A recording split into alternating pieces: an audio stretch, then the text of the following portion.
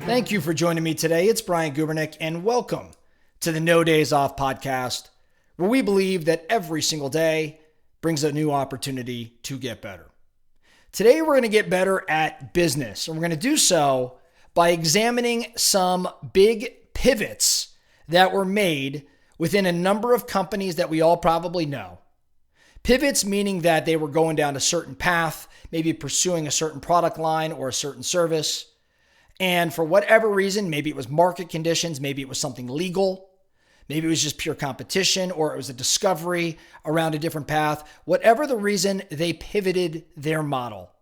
And this pivot made for maybe the success that company has had, maybe all of the success that company's had today. Now, what got me thinking about this? There is a great book, a business book called Rework, that was written by the founders of a company called Basecamp, which is a project management software. And in Rework, there's a chapter in there where the founders of Basecamp are talking about sawdust. They're talking about sawdust. And why were they talking about sawdust? I believe they were using an example of Henry Ford and the Ford Motor Company, and how Ford took the sawdust that was a byproduct from the vehicles that they were making. They took that sawdust and they actually created charcoal. That charcoal, what was it, Kingsford charcoal? I hope I don't butcher that, became the most popular selling charcoal as a result, again, of the byproduct, the sawdust that was created from building of cars. Now, that wasn't exactly a pivot in the way I'm about to start talking about it, because they still continued down, the line of building out Ford, is a car company. But there are many stories like that where a byproduct came about, like sawdust, and the company abandoned its original path and pursued the sawdust and built a massive company out of it. I'll give you some examples, right? There's a couple things. Let's talk about some byproducts. Famous examples of byproducts that turned into successful money makers. Good examples, Post-it notes. Post-its were invented by 3M in the late 60s. And 3M, the scientists at 3M that created Post-it notes, was trying to create a strong adhesive, but instead he accidentally created a pretty weak adhesive that could be easily removed. Now, this scientist's colleague recognized the potential for this adhesive to create sticky notes. And that led to 3M creating the Post-it note, which is one of its most successful products ever. Coca-Cola. Coca-Cola is a good example. Coca-Cola was originally created as a medicine by John Pemberton in the late 19th century. Now, the intended purpose was medicinal, but it eventually, as we all know, became the most popular soft drink to ever sell, and it's the cornerstone of Coca-Cola's business still today. Play-Doh. Play-Doh was actually created as a wallpaper cleaner in the 1930s. However, it wasn't until the 50s that it was repurposed as a children's toy, and we all know the story of Play-Doh, right? We've all probably played with Play-Doh. Now, those are companies that maybe had different, byproducts or whatever it may be, and they pivoted those things into new products and new services. But let's talk about companies that completely changed their path as a result of a discovery made. So some famous business pivots that led to the success of companies that were not initially planned for, but became the focus product or service. Instagram's a great one. Instagram was actually developed as a location-based check-in app. I think it was called Bourbon, was its original name.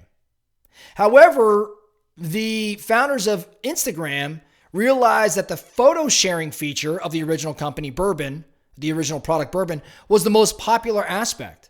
So the founders decided to completely pivot the entire focus of the app to photo sharing, which led to the creation of Instagram, which we probably know by now was acquired by Facebook for a few bucks. Twitter has a somewhat similar story in that it began as a side project within a podcasting company. The initial idea behind Twitter was a platform for employees to communicate internally.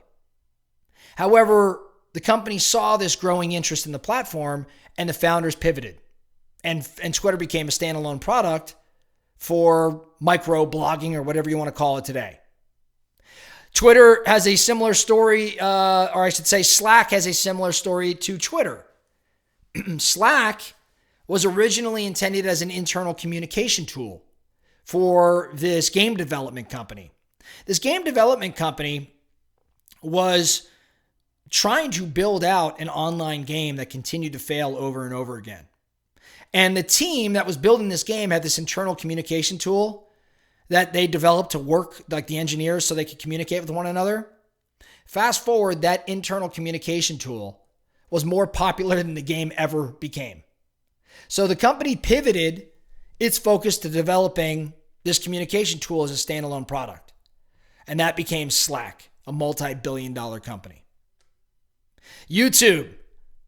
It was actually conceived as a video dating site called TuneIn Hookup.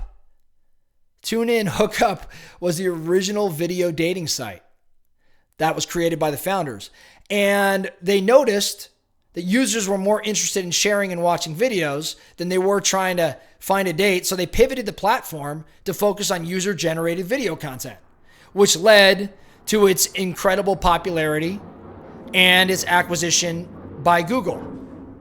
Right? So I'm sharing these examples, right, of companies that have gone down a certain path, but because, maybe their original product was not as hot as they hoped it would be, or maybe competition was fierce, or maybe there was something, legal or economically that forced them to go a direction. But these are major companies that set off down a path. They're major companies today that made a pivot, and their initial focus is not even, on the radar. Most of us don't even know about them. There's so many others we could point to. Well-known pivots driven by changes in market conditions or driven by the economy. Netflix. What was Netflix? DVD rental. Mail order DVD. Got into streaming because that's what the market called for. Amazon. Online bookstore. But Bezos realized the potential of e-commerce beyond books. Competition called for it to go that direction. Airbnb. We were just renting out mattresses and saw how big it could become. Even PayPal, right, which was just a mobile cryptography company that pivoted to online payments in response to growing demand for online transactions. The list goes on and on and on. So where am I going with this? Why am I talking about this? It's to serve as a bit of an inspiration for you. Because so many of us right now, we're building businesses and probably don't realize that whatever you may think is the big thing that's going to put you on the map, the big thing, the big focus that's going to make the breakthrough, the thing that's going to take your company to the next level. There's a really good chance that what you're doing right now is not what gets you to where you want to go. There's a really good chance the market or competition or something legal or something out of your control is going to force you to pivot, and you're going to use all the knowledge that you've accumulated going down this current path that you're on, and you will pivot, and whatever you pivot to is actually what you're going to end up being known for. It's just comical in a way to think about that. But there's so many listening to the podcast right now that whatever's going to put you to the level you want to be, I bet you it's not what you're doing right now. So the focusing question for everybody today, you look at your business right now. Are there byproducts? Are there things being created within your business that you've paid less attention to because they're not your core product, your core service, but there may be opportunity there? Is there something sitting right in front of you, but you're blind because it's not a focus at this moment? But you've got a Slack being created within your company. You've got an Instagram being created within your company. Or maybe you're a Netflix that's selling or that's mailing DVDs right now, but your real opportunity is online streaming. I don't know what it is for you. But I think all of us as business owners need to have our head on a swivel and need to be not quite as attached to the path we're on, knowing that there are countless stories of companies who made their real fortune in a pivot or two to a new product or a new service. That's all I have for you today, the No Days Off podcast. Thank you so much for listening. And remember, every single day brings a new opportunity to get better. So let's get after it.